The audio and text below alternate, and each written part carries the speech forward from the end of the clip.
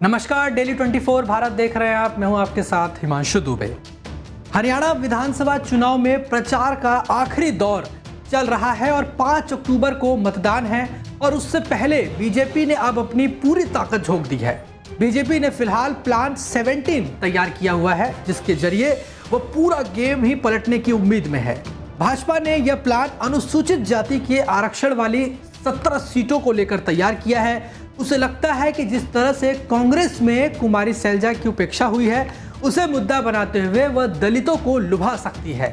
यदि वह 17 सीटों पर अच्छा प्रदर्शन कर सकी तो फिर 90 सीटों वाले हरियाणा में गेम पलटने की उम्मीद बीजेपी कर रही है। इन इलाकों में बीजेपी बड़ी रैलियां करने की बजाय माइक्रो मैनेजमेंट कर रही है। बीजेपी इन विधानसभा क्षेत्रों में यह बताने की कोशिश कर रही है कि कैसे कांग्रेस के राज में हरियाणा में दलितों के खिलाफ अत्याचार हुए। वहीं बीजेपी के शासनकाल में कैसे हरियाणा से लेकर केंद्र सरकार तक ने दलित हितैषी कदम उठाए। यह बताया जा रहा है कि पार्टी सूत्रों की तरफ से कहा जा रहा है कि इससे कुछ अतिरिक्त वोट मिलने की भी उम्मीद है। कांग्रेस नेता भूपेंद्र सिंह हुड्डा फिलहाल जाट वोटरों के ध्रुवीकरण की वजह माने जा रहे हैं। ऐसे में बीजेपी को उम्मीद है कि हुड्डा का जाटों पर असर और कुमारी सैलजा की उपेक्षा के नाम पर वे दलितों को लुभा सकेंगे। इसके जरिए बीजेपी ने खास तौर पर आरएसएस के कार्यकर्ताओं को सक्रिय किया है। बीजेपी की ओर से पन्ना प्रमुख नियुक्त किए गए हैं और उनके साथ संघ के कार्यकर्ताओं को भी लगाया गया है।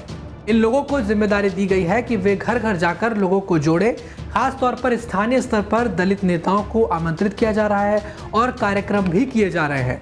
बीजेपी ने नरवाना विधानसभा से दलित लीडर कृष्ण बेदी को उतारा है। वह खुद को अपने चुनाव प्रचार में कांग्रेस राज की याद दिलाते हुए बता रहे हैं कि कैसे कांग्रेस के दौर में दलितों पर अत्याचार हुए थे। कांग्रेस ने लोकसभा चुनाव में अंबाला और सिरसा की रिजर्व सीटों पर जीत हासिल की थी। इसे एक संकेत माना गया था कि जाट और दलित वोट कांग्रेस के पक्ष में लामबंद हुआ है। अब उसे ही तोड़ने की कोशिश में बीजेपी जुटी हुई है और इसके लिए अनुसूचित जाति के लिए आरक्षित सीटों पर जोर दिया जा रहा है। वहीं हरियाणा में दलित मतदाताओं की आबादी करीब 20% है। कई सीटों पर यह वोट बैंक नतीजे बदलने का दम रखता है।